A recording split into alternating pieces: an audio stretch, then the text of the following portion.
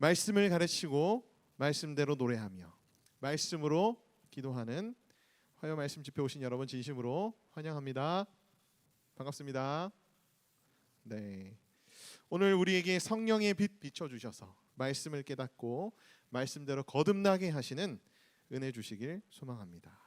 우리 지난 시간 강론 말씀을 함께 먼저 복습을 하고 오늘 이사야서 말씀 가운데 나아가도록 하겠습니다. 자, 지난 시간에는 하나님의 심판과 하나님의 구원의 메시지가 함께 나왔었거든요. 하나님의 진노 가운데 놓여진 모든 자들의 상징이 에돔으로서 지난 본문 중에 기록이 되었었습니다.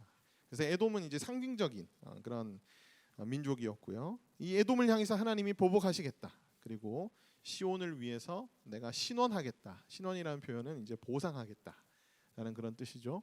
하나님의 백성들이 이 땅 가운데 살면서 하나님의 진노 가운데, 그러니까 하나님을 대적하는 그런 세력들인 에돔으로부터 굉장히 부당한 일들도 당하고 많은 어려움들을 겪게 되는데 그들을 향해서 내가 보복하고 그 다음에 보상하겠다. 이제 그렇게 말씀하셨습니다. 그래서 보복은 우리가 주님께 맡기고 또 우리가 선을 넘어서 보복 혹은 복수 또는 공격해서는 안 된다라는 것을 지난 시간에 함께 적용을 해봤죠. 그리고 우리는 비록 부당한 일을 당할지라도 하나님의 보상을 바라보며 이 땅 가운데서 인내로 믿음의 경주를 다해야 한다. 하나님의 백성들을 향한 구원의 메시지도 있었습니다. 구속받은 자들만이 걸을 수 있는 거룩한 대로를 우리가 걷게 되고요. 영영한 희락, 슬픔과 탄식이 사라지며 능력과 힘과 담대함을 하나님께서 허락해 주시며 여호와의 영광과 아름다움을 우리가 보게 된다라고 지난 시간에 함께 나눴었습니다. 오늘 이사야서 36장 1절부터 37장 38절까지 두 장이거든요. 우리가 평소에 다뤘던 그런 양보다 거의 2배에 가까운 양들을 오늘 나갈 텐데 오늘 이 두 장에 걸친 내용 중에 가장 핵심적인 그런 문장을 꼽으라면 저는 이제 이 제목을 꼽았습니다. 주만이 여호와신 줄을 알게 하옵소서. 아멘. 그래서 그 36장 1절부터 시작해서 37장 38절까지 우리가 조금 속도감 있게 오늘 내용들을 나누고 싶은데 오늘 우리 본문은 히스기야 왕에 대한 스토리를 우리가 함께 나누는 거라서 조금 더 여러분들이 좀 재밌게 다가오실 수 있을 거예요. 36장 1절입니다. 히스기야 왕 14년에 아수르 왕 사네립이 올라와서 유다의 모든 견고한 성읍을 쳐서 취하니라. 아수르 왕이 라기스에서부터 랍사기를 예루살렘으로 보내되 대군을 거드리고 히스기야 왕에게로 가게 하매 그가 윗못 수도 곁 세탁자의 밭 큰 길에 섬에 hil기야의 아들 왕궁 맡은 자 엘리야김과 서기관 셈나와 아삽의 아들 사관 요아가 그에게 나아가니라. 자, 이제 36장부터 39장까지는 히스기야 왕에게 얽힌 그런 스토리들이 쭉 이제 전개가 됩니다. 그래서 우리 지난 시간에도 한번 살펴봤지만 36장에서 39장의 의미가 무엇인가? 35장까지 예루살렘을 향한 구원과 심판에 대한 메시지들이 나왔고 이제 36장부터 39장까지는요. 예루살렘을 향한 구원과 심판에 대한 어떤 실증적인 사례를 이사야 선지자가 히스기야 왕을 통해서 이제 보여주고 있는 그런 내용이라고 할 수 있습니다. 그래서 36장에서 37장까지는 예루살렘의 구원에 대한 실증적 사례인 히스기야 왕에 대한 얘기가 나오고요. 그 다음에 38장 39장에서는 히스기야의 범죄, 히스기야의 잘못으로 인한 예루살렘의 그 멸망에 대한 실증적 사례들이 히스기야 왕에 대한 스토리로 이제 전개가 됩니다. 오늘 우리가 읽어볼 이제 36장에서 37장은 히스기야 왕의 굉장히 어떻게 보면은 믿음이 깊은 그리고 남유다 백성들의 어떻게 보면은 굉장히 본이 될 만한 어떤 모습들이 오늘 나오고 있다는 것을 우리가 알 수 있습니다. 자, 때는 언제냐 하면 히스기야 왕 14년째 되는 해였습니다. 이때 아수르 왕 산헤립이 남유다를 침공합니다. 그래서 예루살렘 외에는 거의 모든 성읍들이 지금 다 이제 아수르의 진영에 떨어진 그런 상황이었어요. 그래서 이제 예루살렘 성에서 이제 농성을 하고 있었고 이제 아수르 왕 사네립은 라기스라는 곳에서 예루살렘에서 한 50km 떨어진 요새입니다. 이곳을 이제 정복해서 여기에 진을 치고 주둔하고 랍사게라는 자신의 장군에게 대군을 주어서 예루살렘을 이제 무너뜨리라고 이제 명령을 하죠. 그래서 예루살렘 사방을 포위합니다. 엄청나게 많은 아수르의 대군이 지금 예루살렘을 포위하고 있는 절체절명의 그런 상황이라고 할 수 있겠습니다. 군대가 몇 명이었냐 하면은 37장 36절에 보면은 18만 5천 명이라고 등장을 합니다. 랍사게가 대군을 이끌고 예루살렘을 포위하니까 이제 일단 히스기야 왕이 사절단을 먼저 보내요. 그래서 왕궁 맡은 자 엘리야김과 서기관 셈나와 그 다음에 사관 요아 이 세 사람을 사절단으로 보냅니다. 오늘 본문과는 뭐 크게 상관없을 수 있지만 우리가 한번 복습을 해보면 원래 왕궁 맡은 자는 누구였냐면은 셈나였어요. 근데 셈나가 지금 두 번째로 밀려나고 왕궁 맡은 자가 엘리야김이 되어 있는 것을 우리가 볼 수 있습니다. 이사야서 22장에 우리가 한번 강론을 하면서 이 엘리야김과 셈나에 대해서는 다뤘던 적이 있습니다. 원래 셈나는 왕궁 맡은 자로서 이제 2인자였어요.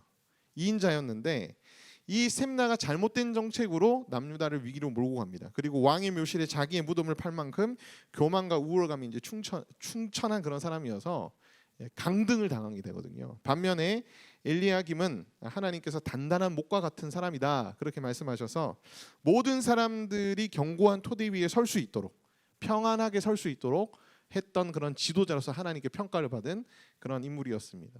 그러니까 그대로 하나님의 말씀대로 지금 이루어지고 있는 그런 증거가 바로 이제 3절 말씀에 나오고 있는 것을 우리가 볼 수 있죠.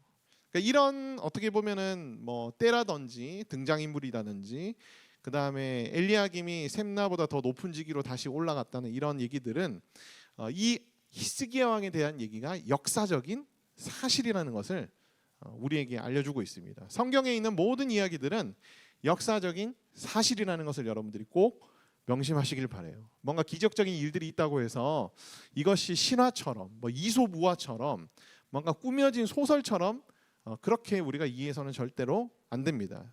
심지어 그렇게 얘기하는 좀 잘못된 그런 교회들과 사역자들도 있긴 한데요. 여러분들은 거기에 절대 현혹되거나 넘어가시지 않기를 바랍니다. 요즘은 여러분들이 인터넷을 통해서 또는 유튜브를 통해서 제일 많이 이런 잘못된 정보들을 좀 많이 접하는 편이거든요. 여러분들이 보는 유튜브에 굉장히 구독자 수가 많은 어떤 기독교 콘텐츠를 올리는 그런 채널들 중에서 제가 봐도 이건 좀 위험한데 이건 거의 줄타기 하는 것 같은데 이렇게 판단이 될 만한 그런 채널들이 굉장히 많이 있습니다. 그러니까 이런 몇 가지 기준들, 그러니까 성경은 역사적인 사실이다. 이런 몇 가지 기준들을 여러분들이 꼭 명심하시고 유튜브에 있는 그런 기독교 콘텐츠를 여러분들이 접하시면서 분별을 여러분들이 꼭 하셔야 돼요. 자, 이제 4절부터 보겠습니다. 4절부터 10절까지는요. 랍사게가 남유다와 히스기야 왕과 하나님을 모독하는 그런 내용들이 기록이 되어 있습니다. 자, 랍사게가 그들에게 이르되 이제 히스기야에게 말하라. 대왕 아수르 왕이 이같이 말씀하시기를 내가 믿는 바 그 믿는 것이 무엇이냐? 내가 믿는 바 그 믿는 것이 무엇이냐? 너희가 믿는 하나님이 뭐냐? 너희가 믿는 신이 누구냐? 이제 이 질문이 아니라 원어적인 의미는 뭐냐면 너네는 도대체 뭘 믿고 그렇게 버티고 항복하지 않느냐라는 그런 뜻이에요. 5절 말씀 내가 말하노니 내가 좋게 싸울 계략과 용맹이 있노라 함은 입술에 붙은 말뿐이니라. 내가 이제 누구를 믿고 나를 반역하려느냐. 5절 말씀도 원어적으로 우리가 살펴보면서 이것을 좀 정확하게 의역해 보면 이런 뜻입니다. 너희는 계획과 용맹함도 없으면서 뭘 믿고 아수르에게 반역하느냐라는 그런 뜻이에요. 자, 아수르가 반역이라는 단어를 들먹이면서 자신의 침공을 지금 이제 정당화시키고 있다라는 내용들을 우리가 살펴볼 수 있습니다. 자, 히스기야의 아버지는 남유다에서도 악한 왕 중에 악한 왕이었어요. 아하스 왕이라는 그런 왕이었는데 이 히스기야의 아버지 아하스 왕은 친아수르 정책을 펼쳤습니다.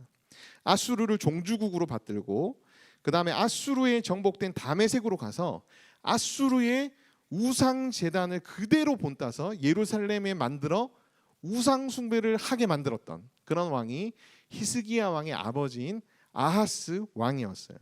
근데 히스기야 왕이 되고 나서 어떻게 했는지 우리가 열왕기상하 역대상하 우리가 역사서를 읽어보면은 다 나오죠. 히스기야 왕은 남유다에서 유래를 찾아볼 수 없을 정도로 성군 중에 성군입니다. 하나님을 경배하고 예배하며 하나님만 섬긴 그런 왕이었죠.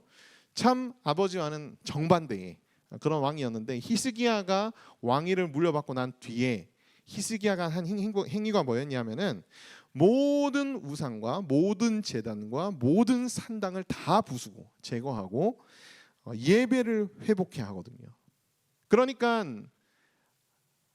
아하스 왕 시대에 아수르가 섬기는 어떤 신의 제단들도 있었고 산당들도 있었을 거 아니에요. 근데 히스기야 왕이 그것을 다 파괴시키고 제해버리니까 아수르 입장에서는 이제 그게 하나의 침공의 빌미가 된 거예요. 너네가 우리의 신을 모독했고 우리를 반역했다. 그렇게. 그리고 히스기야는 초기에 외교적으로는 애굽에 의존하는 그런 정책을 펼쳤습니다. 그래서 6절 말씀에 보면 보라 내가 애굽을 믿는도다. 그것은 상한 갈대 지팡이와 같은 것이라. 사람이 그것을 의지하면 손이 찔리리니 애굽 왕 바로는 그를 믿는 모든 자에게 이와 같으니라. 물론 애굽을 의지하려 했던 히스기야 왕에 대해서는 성경도 비판을 하고 있습니다. 어쨌든 이것 또한 이제 아수르의 침공의 이제 빌미가 된 거죠. 아수르에게는 반역으로 이제 비춰진 겁니다. 그러면서 이제 7절 말씀은 이렇게 얘기해요. 혹시 내가 내게 이르기를 우리는 우리 하나님 여호와를 신뢰로나 하리라마는 그는 그의 산당과 제단을 히스기야가 제하여 버리고 유다와 예루살렘에게 명령하기를 너희는 이 제단 앞에서만 예배하라 하던 그 신이 아니냐 하셨느니라. 그러니까 이제 이 7절을 조금 우리가 의역을 해보면 어떤 뜻이냐면은 자신만 예배하라는 유일신이라는 자가 여호와인데 그 여호와가 과연 신뢰할 만하냐라는 그런 약간 비꼬는 듯한 모독하는 그런 말을 이 아수르의 랍사게 장군이 얘기를 하고 있는 겁니다. 다시 말하면 여호와 하나님을 신뢰하는 건 무의미하다. 그는 신뢰할 만한 그런 신이 아니다라고 그렇게 선언하는 것이죠. 8절 말씀 그러므로 이제 청하노니 내 주 아수르 왕과 내기하라. 내가 내게 맡긴 2,000피를 주어도 너는 그 탈자를 능히 당해내지 못하리라. 그런즉 내가 어찌 내 주의 종 가운데 극히 작은 총독 한 사람인들 물리칠 수 있으리야. 어찌 애굽을 믿고 병거와 기병을 얻으리 하느냐. 내가 이제 올라와서 이 땅을 멸하는 것이 여호와의 뜻이 없음이겠느냐. 여호와께서 내게 이르시기를 올라가 그 땅을 쳐서 멸하리라 하셨느니라. 이제 나아가서 여호와는 신뢰할 만하지 않은 그런 신이다라고 얘기를 하는 것에서 더 나아가서 지금 랍사게는 뭐라고 얘기하냐면은 우리가 너네를 침공한 게 하나님 뜻이야 이렇게 얘기하고 있는 거야. 내가 하나님의 뜻으로 너희를 침공해서 너희를 멸하려고 하고 있는 거야 라고 이제 그렇게 얘기하는 거죠. 여러분 이게 사실일까요? 사실이 아니죠. 거짓입니다. 거짓이지만 랍사게가 이렇게 얘기하는 이유는 뭐죠? 고도의 심리전입니다. 그렇죠. 이스라엘 백성들이 하나님을 믿고 있는데 너희를 멸망시키러 온 것이 바로 하나님의 뜻이야라고 하면 이스라엘 백성들이 히스기야 왕을 어떻게 하겠어요? 불신하겠죠. 히스기야 왕을 향한 마음이 막 흔들리겠죠. 그리고 나아가서는 이 랍사게의 이런 표현들은 내부에서 뭔가 반란을 일으키고 동요를 시키려는 어떤 그런 목적의 발언이라고 할 수 있습니다. 그러니까 이게 이제 기만이라고 하는 거예요. 기만이라는 단어는 뭐냐면 남을 속여서 홀리게 하는 전술을 기만이라고 부릅니다. 이 사탄이 잘 쓰는 그런 전술 중에 하나예요. 방법 중에 하나입니다. 그렇기 때문에 우리는 기만하는 방법들을 절대로 지지해서도 안 되고요. 그 다음에 기만하는 방법들을 절대로 사용해서도 안 됩니다. 일상생활을 살아가는 데 있어서 내가 뭔가를 얻으려고 하는 어떤 목적이 있더라 할지라도 우리가 기만이라는 방식을 절대로 써서는 안 돼요. 그래서 여러분께 조금 당부드리고 싶은 건 뭐냐면은 내가 신이다 라고 하는 그런 사람들, 혹은 내가 선지자다 이렇게 얘기하는 사람들, 여러분 조심하셔야 됩니다. 내 말이 하나님의 말이다 이렇게 주장하는 사람들 조심하셔야 됩니다. 하나님의 말씀은 오직 무엇밖에 없죠? 성경 말씀밖에 없어요. 그 사람이 성경 말씀에 대해서 이제 있는 그대로 선포하면 뭐 그 사람이 하는 말이 하나님의 말씀일 수는 있지만 성경 말씀과 전혀 상관없는데 자기 말이 무조건 하나님이 내게 주신 말씀이다, 너희에게 하시는 말씀이다 이렇게 얘기하는 것은 굉장히 잘못된 그런 처사라고 할 수 있습니다. 그러니까 여러분들 이런 것들도 잘 분별하셔야 돼요. 이것도 유튜브에 보면 엄청 많습니다. 자기 자신이 마치 신인 줄, 자기 자신이 절대성을 가지고 있는 뭐 선지자이냐 그렇게 얘기하는 사람들이 굉장히 많아요. 자, 기만을 해서는 안 된다고 말씀을 드렸는데요. 여러분, 우리가 절대로 속이거나 거짓말해서는 안 됩니다. 그래서 이제 거짓 선동을 하는 그런 방식은 우리가 절대로 그리스도인으로서 지지할 수 있는 그런 방법이라고 할 수는 없어요. 또 지나친 음모론 이런 것들도 여러분들이 좀 주의하셔야 됩니다.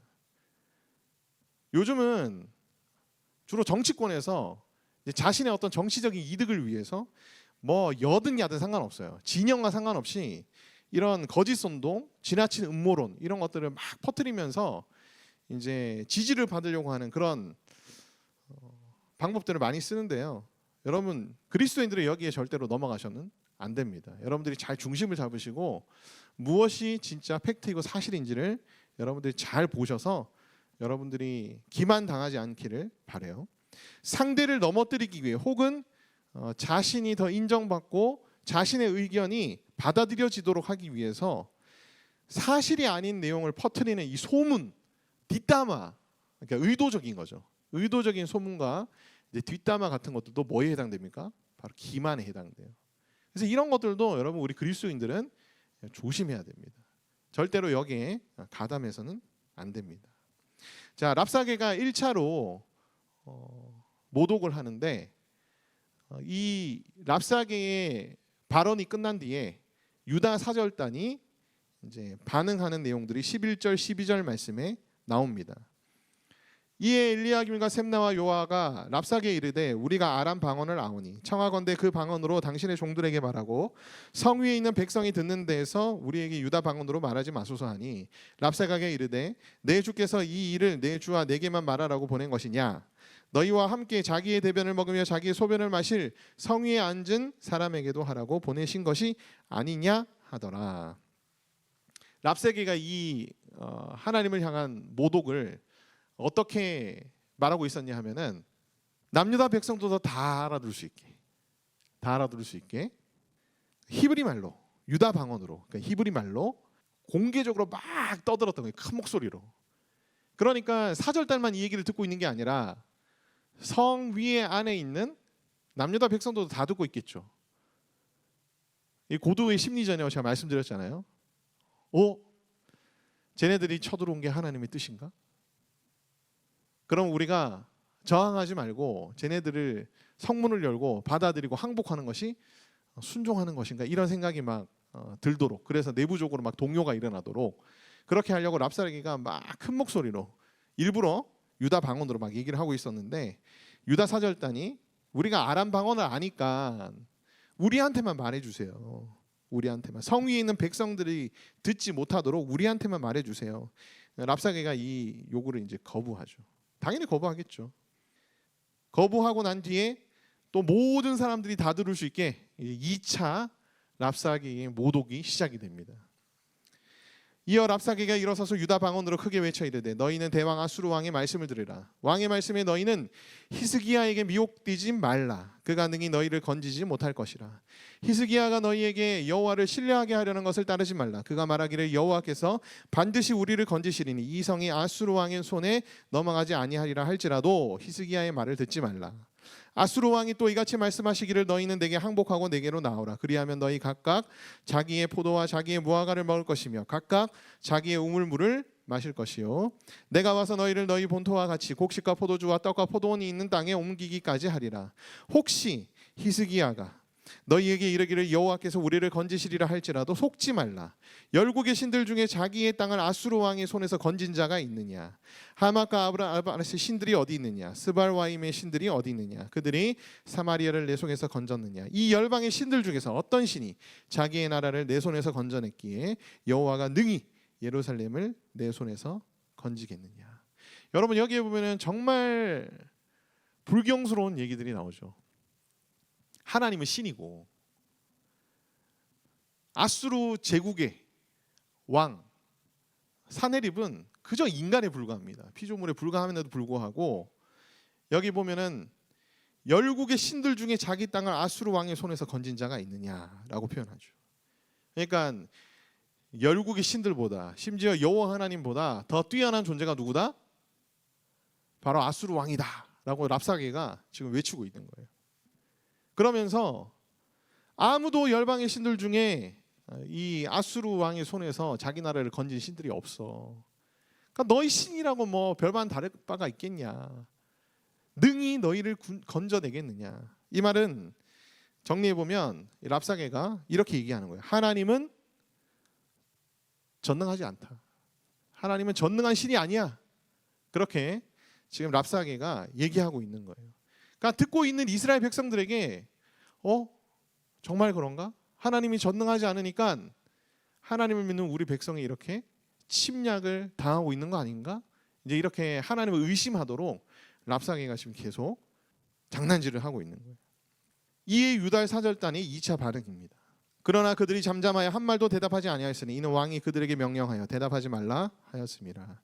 그때 hil기야의 아들 왕궁 맡은 자 엘리야김과 서기관 셈나와 아삽의 아들 사관 요아가 자기의 옷을 찢고 히스기야에게 나아가서 랍사게의 말을 그에게 전하니라. 왕이 명령했어요. 아무 대꾸도 하지 말라고. 그리고 사절단은 돌아와 비탄과 슬픔으로 옷을 막 찢습니다. 이 유다 사절단의 두 번째 반응, 21절, 22절에 대해서는 이제 성경 해석학자들의 견해가 다양합니다. 크게는 두 가지인데요. 이 21절, 22절에 나오는 유다 2차 반응에 대해서 부정적인 해석을 하고 있는 학자들의 견해들이 있습니다. 아무것도 할 수 없는 무능과 이 상황을 초래한 이 남유다의 범죄함들에 대해서 지금 21절, 22절이 드러내주고 있는 것이다. 이렇게 이제 부정적으로 보는 견해들도 있습니다. 반대로 21절, 22절 말씀을 긍정적으로 보는 견해들도 있어요. 이렇게 랍사게가 막 의심하게 만들고 너네들이 히스기야한테 속으면 안 돼 막 이렇게 얘기를 하고 그렇게 했음에도 불구하고 이 랍사게의 계략이 통했을까요? 통하지 않았을까요? 지금 통하지 않았잖아요. 이스라엘 백성들은 여전히 한마음 한뜻으로 여호와 하나님을 향해 있고 히스기야 왕과 함께 어떻게 하고 있나요? 아수르에 계속해서 대적하려고 하고 있죠. 그래서 폭동과 반란이 일어나지 않는 것으로 보아 이 남유다 백성들이 한마음 한뜻이 되어 여호와 하나님을 향하고 있는 모습이 바로 21절, 22절 말씀에서 드러난다라고 이제 그렇게 긍정적으로 보는 견해들도 있습니다. 뭐 이거는 이제 해석적인 문제니까 이렇게 생각하든 저렇게 생각하든 뭐 성경적인 교훈에 이룰 수 있기 때문에 어느 것이 틀렸다라고 얘기할 수는 없는데요. 저는 개인적으로는 21절, 22절 말씀을 보면서 후자의 견해에 좀 더 이제 방점이 찍히지 않을까라는 그런 생각을 합니다.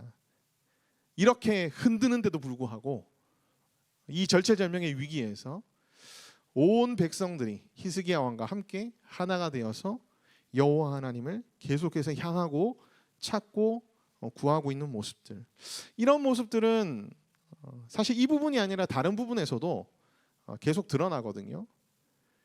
우리 믿는 그리스도인들이 이러한 마음으로 주님 앞에 섰으면 좋겠다라는 그런 생각이 있습니다. 여러분들이 뭔가 어떤 위기 상황이 닥치고 그 다음에 여러분들의 교회나 공동체가 어려움에 처했을 때에 여러분들이 한마음 한뜻이 되어서 하나님 앞에 간구하고 하나님 앞에 예배하는 그런 모습들을 하나님께서 기뻐하실 것이라 믿습니다. 자, 이제 37장으로 넘어가서요. 자, 이 랍사게가 두 번에 걸쳐서 하나님을 모독하는 반언을 이제 쏟고 난 다음에 히스기야 왕이 1절에 보면 자기의 옷을 찢고 그 다음에 굵은 베옷을 입고 여호와의 전으로 갔습니다. 하나님의 전으로 가면서 이제 모든 대신들과 제사 당줄 중 어른들도 베옷을 입혀서 선지자 이사야에게로 보냅니다. 자신은 여호와의 성전으로 가고 나머지 지도자급에 해당되는 그런 사람들은 이사야 선지자에게 가서 이사야 선지자를 통한 하나님의 말씀이 무엇인지를 듣게 합니다. 그들이 이사야에게 이르되 히스기야의 말씀이 오늘은 환난과 책벌과 능욕의 날이라 아이를 낳으려 하나 해산할 힘이 없음 같도다. 당신의 하나님 여호와께서 랍사게의 말을 들으셨을 것이야. 그가 그의 상전 아수르 왕의 보냄을 받고 살아계시는 하나님을 회방하였은즉 당신의 하나님 여호와께서 혹시 그 말로 말미암아 견책하실까 하노라. 그런즉 바라건대 당신은 이 남아있는 자를 위하여 기도하라 하시더이다 하니라. 그리하여 히스기야 왕의 신하들이 이사야에게 나아가매 그리하여 히스기야 왕의 신하들이 이사야에게 나아가매 이사야가 그들에게 이르되 너희는 너희 주에게 이렇게 말하라. 여호와께서 이같이 말씀하시되 너희가 들은 바 아수르 왕의 종들이 나를 능욕한 말로 말미암아 두려워하지 말라. 보라 내가 영을 그의 속에 두리니 그가 소문을 듣고 그의 고국으로 돌아갈 것이며 또 내가 그를 그의 고국에서 칼에 죽게 하리라 하셨느니라. 이 37장 마지막에 보면은 이 파란색으로 되어 있는 이 하나님의 말씀이 그대로 성취되고 있는 것을 알 수 있습니다. 이런 상황에서 사네립이 사전단을 보냅니다. 그래서 이제 재차 항복을 공고하는 그런 내용을 전달하는데요. 사실 뭐 모독하는 말입니다. 역시 열받게 하는 말이죠. 아수르 왕이 라기스를 떠났다 함을 듣고 랍사게가 돌아가다가 그 왕을 만나니 림나를 치고 있더라. 그때에 아수르 왕이 구스 왕 디르하가의 일을 관하여 들은즉 사람들이 이르기를 그가 나와서 왕과 싸우려 한다 하는지라. 이 말을 듣고 사자들을 히스기야에게 보내어 이르되 너희는 유다의 히스기야 왕에게 이같이 말하여 이르기를 너는 내가 신뢰하는 하나님이 예루살렘이 아수르의 왕의 손에 넘어가지 아니라는 말에 속지 말라. 아수르 왕들이 모든 나라에 어떤 일을 행하였으며 그것을 어떻게 멸절시켰는지 내가 들었으리니 내가 구원을 받겠느냐. 나의 조상들이 멸하신 열방 고산과 하란과 레셉과 및 들라살에 있는 에덴 자손들 그 나라들의 신들이 건졌더냐. 하맛 왕과 아르밧 왕과 스발와임 성의 왕과 헤나의 왕과 이와 같은 이와 왕이 어디 있느냐 하라 하였더라. 히스기야가 이 얘기를 듣고 나서 하나님 앞에 기도하기 시작합니다. 근데 이 얘기를 듣고 나서 하나님 앞에 기도한 히스기야는 굉장히 이렇게 영적으로 이렇게 열려 있었던 것 같아요. 자, 일단 이제 앞에서 보면은 히스기야 왕에게 10절 말씀에 보면 이렇게 말합니다. 너는 내가 신뢰하는 하나님이 예루살렘이 아수르 왕의 손에 넘어가지 아니라 하리라는 말에 속지 말라. 하나님한테 속지 말라라고 얘기합니다. 엄청난 불경스러운 얘기죠. 여기도 역시 마찬가지로 이 아수르의 기만술이 이제 담겨져 있습니다. 기만술로 인해서 완전히 그 사람이 믿고 있는 것들을 이제 무너뜨리는 거죠. 이 사네립과 같은 이런 그 기만술 방식은요, 아까도 말씀드렸다시피 사탄이 잘 쓰는 그런 방식입니다. 그래서 우리가 특히 이제 지금 37장 10절에 이르러서는 하나님 자체에 대해서 기만하고 있는 그런 내용들이기 때문에 이제 사탄이 우리에게, 우리 믿는 그리스도인들에게 하나님에 대해서 어떻게 기만 전술을 쓰는지 제가 몇 가지만 나눠드리고자 합니다. 여러분, 우리의 상황이 나아지지 않을 때요, 사탄은 우리에게 어떤 기만술을 쓰냐면은 너희 하나님은 전능하신 분이 아니야. 과연 이러한 상황조차도 하나님이 이렇게 기적적으로 바꿔주실까?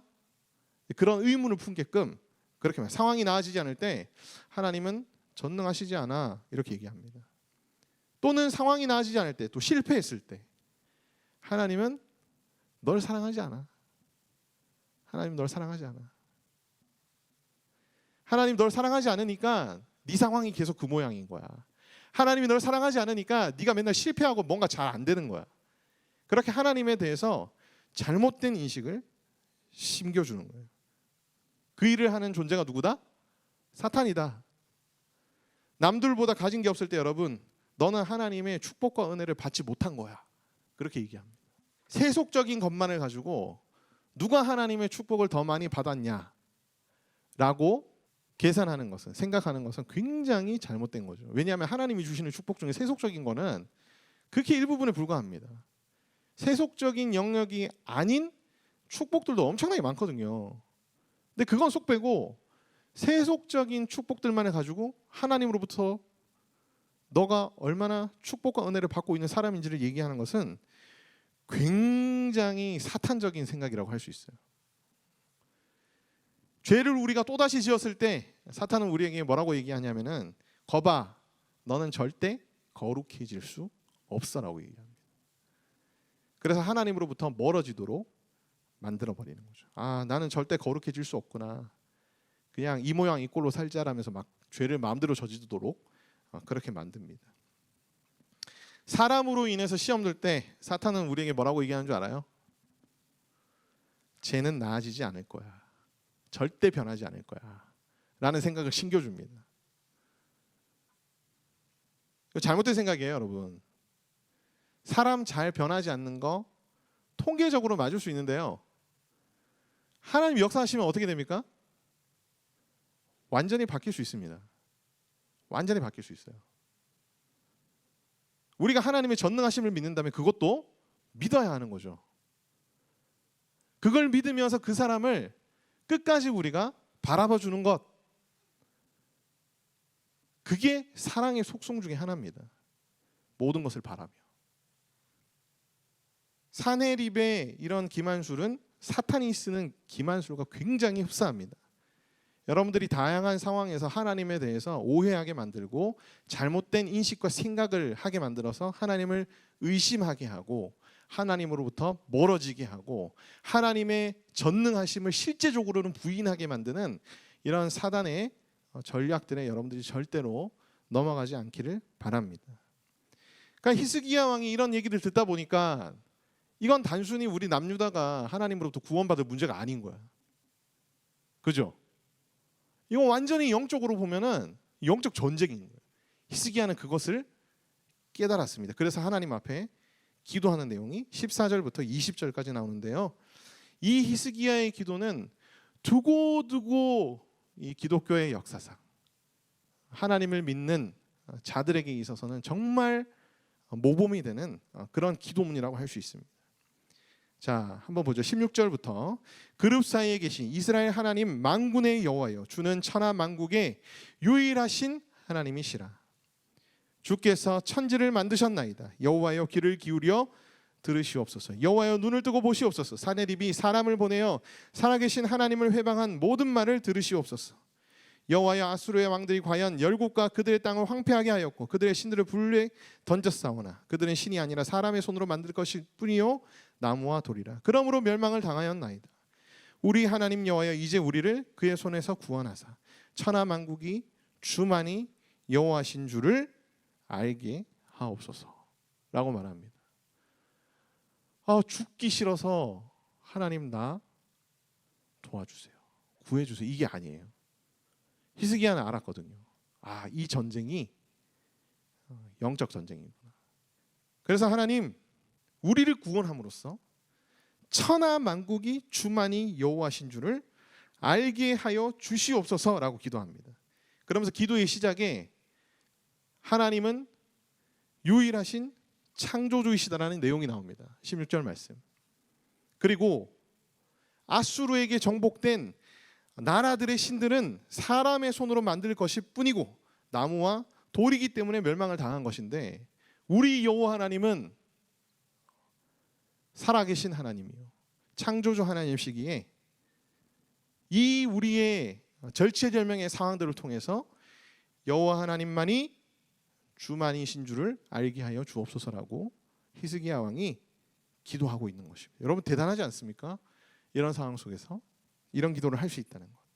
자, 여기서 이제 우리가 여호와라는 하나님의 이름에 대해서 함께 좀 정리하는 시간을 가지고자 합니다.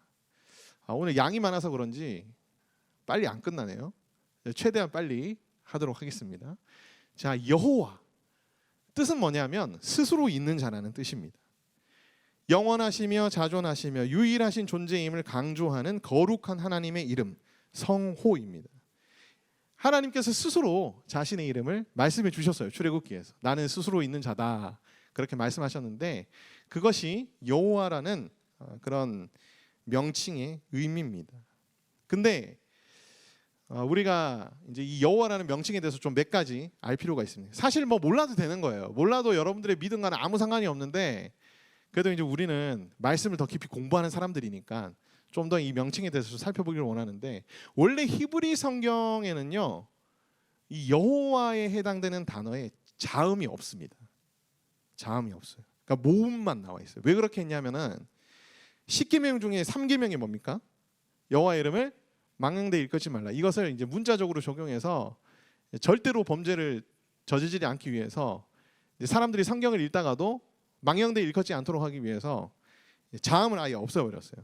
그리고 여호와를 대신할 표기로서 아도나이라는 단어를 주로 씁니다. 이 아도나이라는 단어는 주인이라는 뜻이에요. 통치자라는 그런 의미의 단어입니다. 근데 이제 초대교회 때 그리고 종교개혁 때에도 마찬가지로 자음이 없는 이 단어에 아도나이의 모음을 붙여서 여호와라고 이제 부르기 시작했어요. 여호와 또는 야훼. 그래서 지금 우리도 초대교회의 전통에 따라 종교개혁 시대의 전통에 따라 이 자음이 없는 단어를 여호와 또는 이제 야훼로 지금 우리가 발음을 하고 있는 겁니다. 그래서 여호와라는 단어, 그다음에 이제 아도나이라는 단어, 그다음에 이 아도나이라는 단어를 나중에 헬라어 성경으로 번역할 때 퀴리오스라고 이제 번역을 하거든요. 그 단어 역시 다 어떤 의미냐면 제가 맨 밑에 적어놨어요. 주님이라는 뜻입니다. 그래서 이제 영어 성경에 보면은 여호와 하나님 할 때 Lord God이라는 그런 표현들이 굉장히 많이 나옵니다. 그래서 여호와, 아도나이, 퀴리오스 이런 단어들은 다 이제 주님이라고 여러분들이 생각하시면 됩니다. 특히 여호와라는 단어는 영원하시며 자존하시며 유일하신 존재임을 드러내는 그런 의미까지도 담겨져 있는 단어다라고 이제 여러분들이 생각하시면 되겠어요. 하나님이 히스기야의 기도를 들으시고 이사야를 통해 사람을 보내어 하나님께서 말씀하시는 내용들을 전합니다. 그래서 이제 21절부터 시작해 가지고 29절까지는요. 하나님이 사내립을 심판하시고 남유다를 구원하실 것이라는 그런 내용이 기록되어 있습니다. 이건 여러분들이 쭉 읽어보시면 그 의미가 무엇인지 충분히 알 수 있을 거예요. 나아가서 하나님이 다시 유다의 구원을 약속하십니다. 그래서 징조들도 얘기해 주고요. 30절 말씀, 그 다음에 32절 말씀에 보면 남은 자가 예루살렘에서 나오며 피하는 자가 시온산에서 나올 것임이라 만군의 여호와의 열심히 이를 이루시이다 라는 표현들이 나옵니다. 여호와의 열심에 대해서는요 고린도후서 강론 13번째 13강에서 했었고요. 그 다음에 이사야서 7강에서 우리가 또 한 번 했었습니다. 근데 오늘 이제 또 여호와의 열심에 대한 단어들이 나오기 때문에 제가 정리했으나 시간 관계상 패스하겠습니다. 그래서 여러분 이 내용을 다시 알고 싶으시면은 저희 유튜브에 들어가셔가지고 고린도후서 13강 강론을 영상을 시청하시던지 그 다음에 이사야서 7강 영상을 시청하시면 이 내용을 그대로 여러분들이 보실 수 있을 거예요. 자, 이어서 마지막 결론이 나옵니다.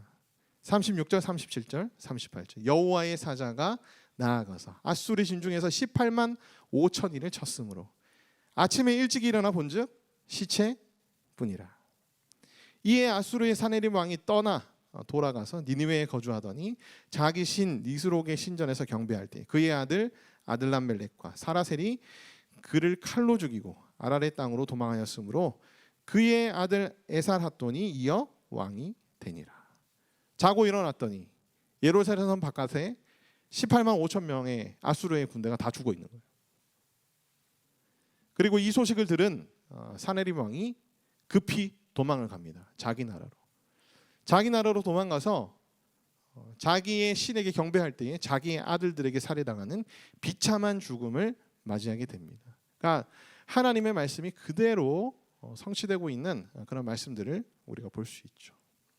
여기까지가 이제 36장에서 37장까지의 말씀입니다. 여러분, 여호와 하나님은 신뢰할 만한 분이신가요? 아닌가요? 신뢰할 만한 분이십니다.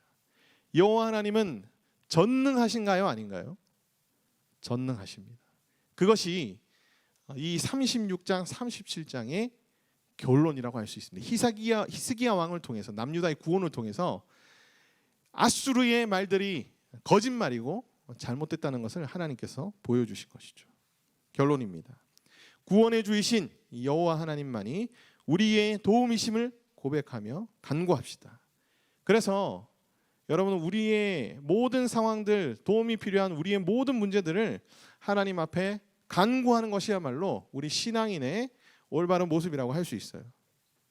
뭐 어차피 하나님이 다 들어주시니까 내가 뭐 입술로 굳이 떠들어대봐야 무슨 소용이 있느냐, 하나님 다 알아서 해주시겠지. 아닙니다. 우리는 간구해야 합니다. 자, 우리의 삶을 통해 천하만국이 주만이 여호와신 줄을 알게 하여 주옵소서. 나를 위해 주님을 이용하는 것이 아니라 주님이 나를 사용하시도록 우리 자신을 주님 앞에 드리기를 소망합니다. 나의 주님이신 예수님만을 따르며 순종하는 은혜를 허락해 주시옵소서. 여호와라는 단어 속에는 주님이라는 의미가 포함되어 있어요. 나의 주님. 주님이란 얘기는 주님이 가라면 가고 멈추라면 멈추고 죽으라면 죽고 그 모든 뜻에 온전히 순종하며 따르겠다는 그런 의미가 담겨져 있습니다. 나의 주님이신 예수님만을 따르며 순종하는 은혜를 우리에게 허락해 주옵소서. 그래서 우리의 삶을 통해 천하만국이 주만이 여호와신 줄을 알게 하여 주옵소서. 그러니까 내가 믿는 주님이 진정한 주님임을 알게 하여 주옵소서라는 뜻입니다.